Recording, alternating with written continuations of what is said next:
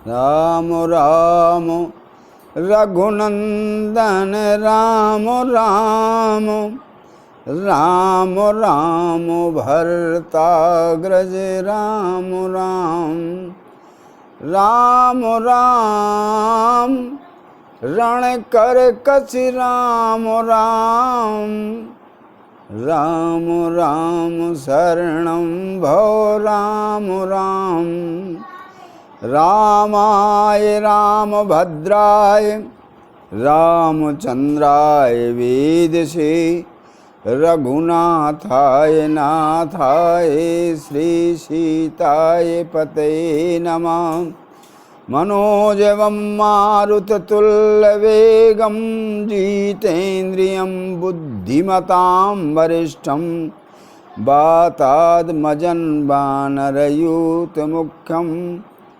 श्रीरामदूतं शरणं प्रपद्ये।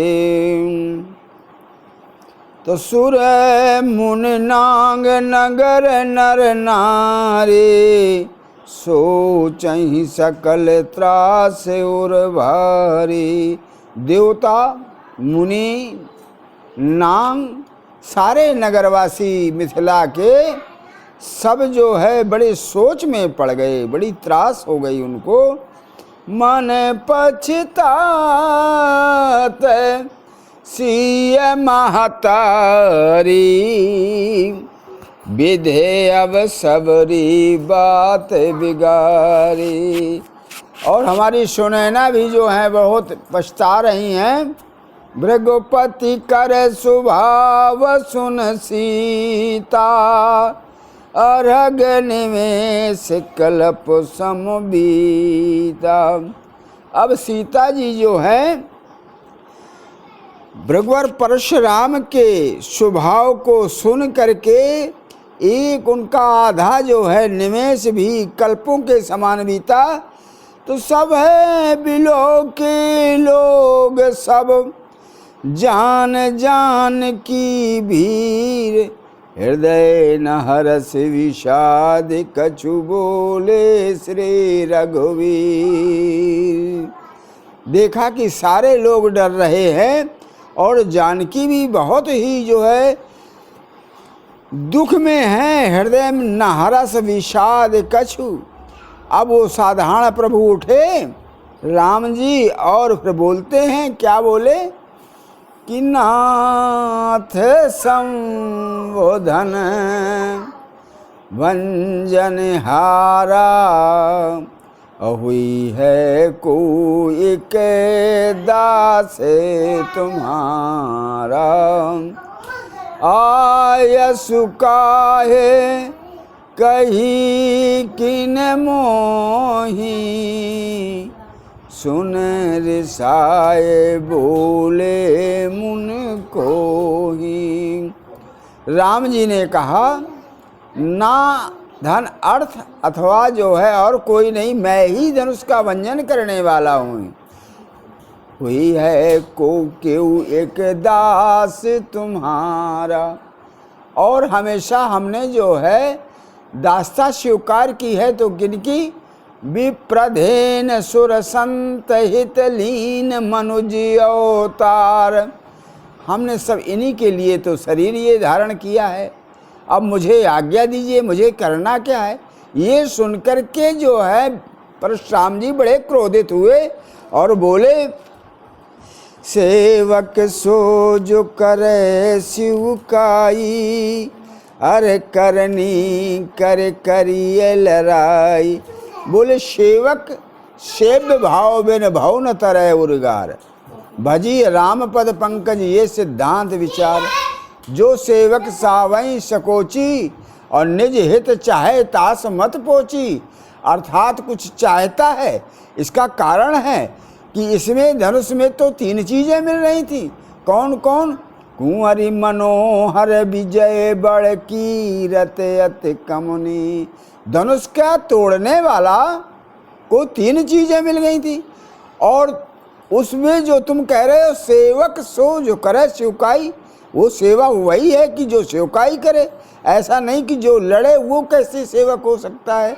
सुनहु राम जय शिव धन तोरा, सहस बाऊ सम सोर प्रमोरा।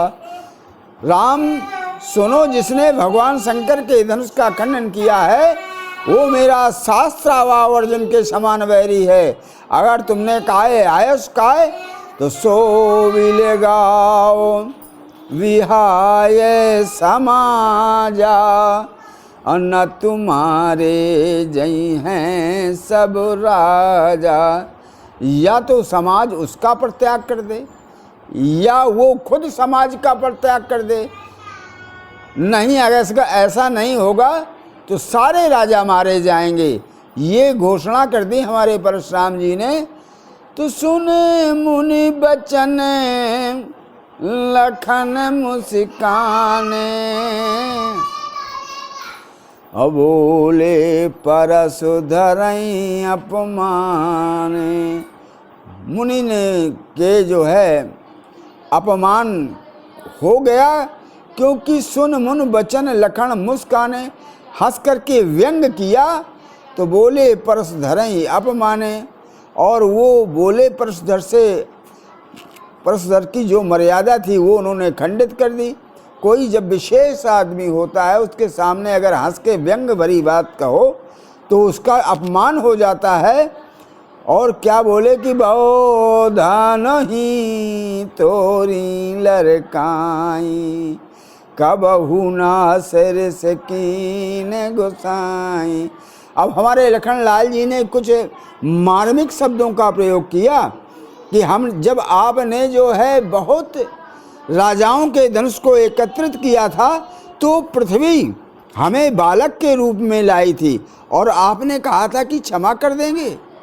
अर्थात जो है मैंने उन धनुयों को तोड़ डाला था सब, तो आप एक धनुष पर आप क्रोधित हो रहे हैं। ये जो है उन्होंने गूढ़ार्थ भाव करे, लेकिन परशुराम जी नहीं समझे। यही धनु पर ममता के ही हेतु, सुन रिसाए कहे भृग कुल केतु। लक्ष्मण जी कहते हैं इस धन पर ममता क्यों है? ममता तो योगी के जीवन में होना ही नहीं चाहिए।